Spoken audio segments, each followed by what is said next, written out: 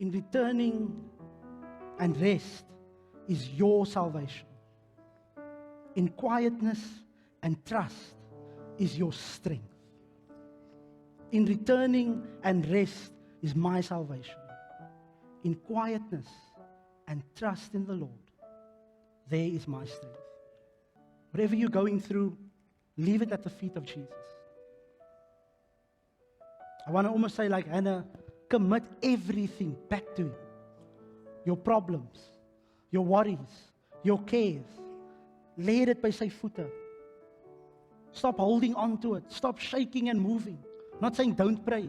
But I'm saying stop making noise and running around aimlessly and say, Lord, what are you doing in my life? Not because I don't know what to do anymore, because I'm directionless, but because I know you have the answer and you have required me to stand still, listen to your voice. And that is where I'll find my comfort and my strength.